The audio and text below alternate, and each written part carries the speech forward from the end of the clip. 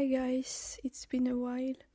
It's been some months since I last posted on this YouTube channel, and a lot had happened, so I wanted to do a little life update to tell you about my life and what's been going on since last time I posted, which was literally in January. So basically, guys, as you know, I was looking for a job and I was like, okay, let me change my life before 2025 and all of that. Luckily, I've been able to find a job, and I started working there mid-January, and my contract is ending just tomorrow. And if you guys remember well, I was telling you about my struggles, and I was talking about the fact that at my age, which is 27, I still did not have my place or my apartment, and it's still the case. And I told you that I was living with some relatives. So the truth is that I'm living with my parents, okay? I was ashamed to say it because it is a big shame for me. And I'm basically living in a dysfunctional household. So, like, for example, my parents, they hate each other, and sometimes they get along very well, which is very strange. And since I was a kid, they would always not talk to each other and send me or my siblings to go and to the other parent and tell him, okay, dad said this, mom said this, They were always fighting in front of us, even now that we are old and that they are old, because they are in their 60s and their 70s. So this is really something that's annoying me, and I have some siblings that I don't talk to and that are way older than me but still living in this house. So everything is very difficult, but guys, I felt that I needed to talk about it because lately I'm not feeling well at all. During the past months, I managed to focus on work. I was literally like a workaholic, and the fact that I got some money made me feel a little bit happy. And I was trying to, just focus on work, and I was literally ignoring all my needs and all of that because I was like, okay, you need money, so you just have to work and that's it. If you don't feel well, then it's okay. It's just in your head. You have to push yourself. So the thing is that I pushed myself too much, and in April I was working 3 jobs because I had that job that I got, which is a teacher, and then I had another job which is part-time, and I also had a personal project which takes me let's say 8 hours per week, sometimes 10, it depends, or even, not even 10, 8 plus 8, which is 16 hours of work for my personal project. That's getting me very little amount of money, but I'm passionate about it, so I wanted to keep it going. And so 3 jobs during April. I was exhausted, and when you live in a dysfunctional family, you don't get any recognition for what you're doing. You don't get any good word. I was literally ignored. And so when I was coming back home, I would just say hi, and go upstairs and stay in my room and just dumb scroll for so many hours.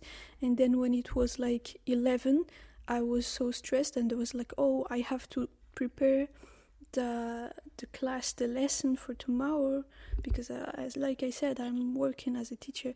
And so I was working for 1 hour, and I was like, oh, I have to sleep because I have to wake up at 5:30 or 6 in the morning. So I was getting very little amount of sleep. I was scrolling too much, and of course nothing from the family. No good words, and guys, it's really, I'm realizing it now, and I knew before, but now even more, because in the past at some point I was like delusional, thinking, okay, I can do it all alone, like I don't need people to cheer on me, I don't need to go and talk about something that's bothering me, okay, this and that. But now I'm realizing that I have shut up too much, and my head is literally going crazy. Like sometimes I'm going to somewhere, like, okay, let's bring a cup of water, let's say. So I'm on my way, and then I stop and I say, oh no, I will drink later. So I come back, and then I say, oh no, but why did I say that? Yeah, I need to drink. And so I go, and then I say, oh no, but I get very confused, and I'm scared to actually become crazy, So last time, like 2 days ago, I watched a video that was talking about all of these things, like feeling anxious and depressed, because yes, I went to the doctor and she said that I'm anxious. I have anxiety disorder and depression. So he was saying that this comes from the fact of silencing yourself, like not talking and keeping everything for yourself. And I also heard another doctor saying that depression is like encapsulated rage inside of you that you don't let out. And that's exactly how I feel, because I'm not allowed to say anything, because in this household, if you say something, well, they reject you, they can hit you, and who knows, they can unalive you, because I don't know what are their limits. So it's really crazy, especially thinking that I'm turning 28 next month, and that I have to still live in this, and I'm so ashamed, because here in my country, people are independent and have their own apartment when they are like 20, So I always get so ashamed when people are like, oh, where do you live? And I'm like, oh, in that city. And I'm so scared that they say, oh, but is it like an apartment or a house or whatever? Because I don't know how to lie, guys. Like when I'm not comfortable, you can see it on my face right away. So I get so ashamed of all of this, and that's why I avoid some interactions, and I never get into conversations with people, because I'm afraid they may ask about my life, and like it's painful to say that, and it's also painful to to just explain, but also to lie, because I really hate lying, and so I don't feel comfortable, So so just to keep up with the update, so 1 month ago, like I told you guys, the previous months I was working and kind of ignoring myself. And 1 month ago, I remember it was 5th of May, I went to work, I was on my way, and in order to get there, guys, I need to take the train plus the bus.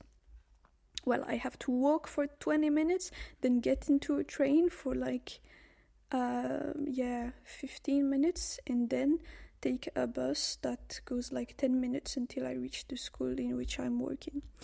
And so I was waiting for the bus, and I was feeling really, really, really bad. Like my anxiety was like incredibly high, and I kept like telling myself, oh, it's fine, it's just in your head, you can go, you can go, you can go. So I got into the bus, and when the bus was gonna start, I got out of it, like it was like panic. And then I was waiting, and I said, oh my god, and I was already late, but I said, okay, let me go, it's fine, it's all right, I will just ignore these symptoms, I'm feeling very bad, but it's fine. So I went there, and I arrived, and I was late. There was no pupils, because it's the end of the school year, so many of them don't come to school anymore. And during 1 hour, I was just like feeling so anxious, guys, like literally so anxious, shortness of breath, and I was going to the toilet also many times. going here, there, going outside, going inside the classroom.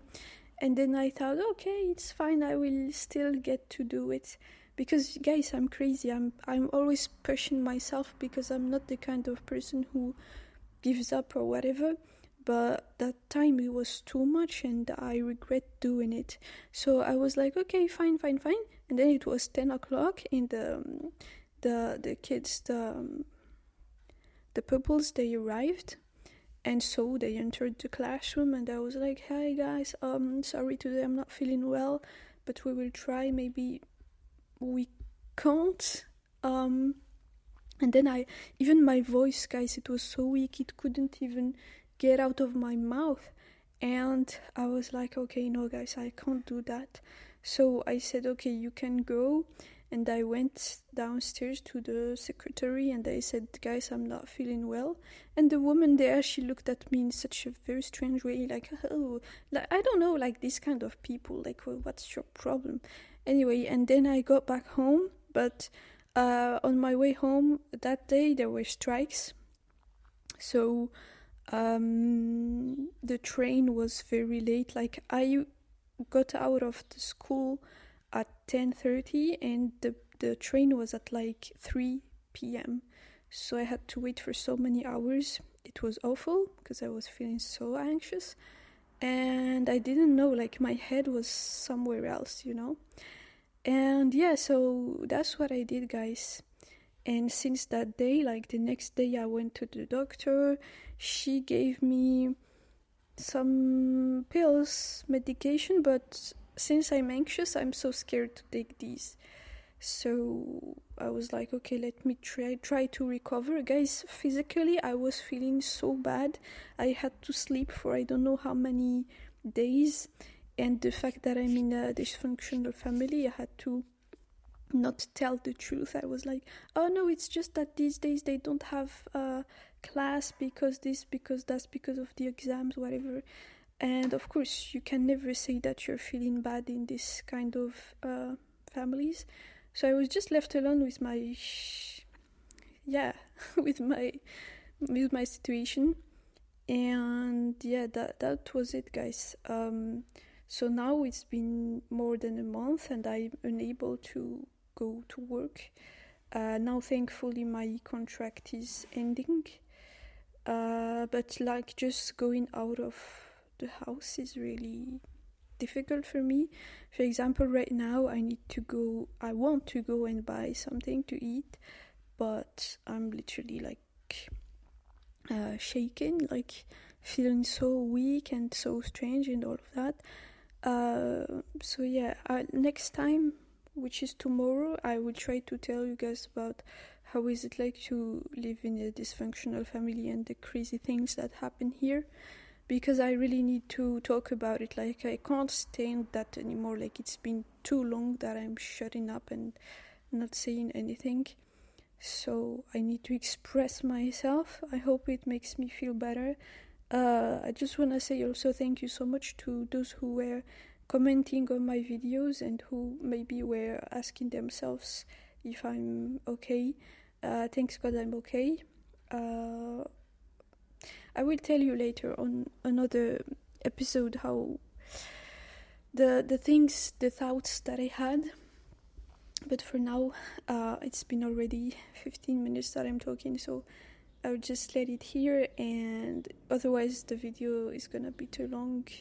So yeah, thank you so much, guys, for listening. I really appreciate you, and yeah, hopefully things get better. Thank you so much.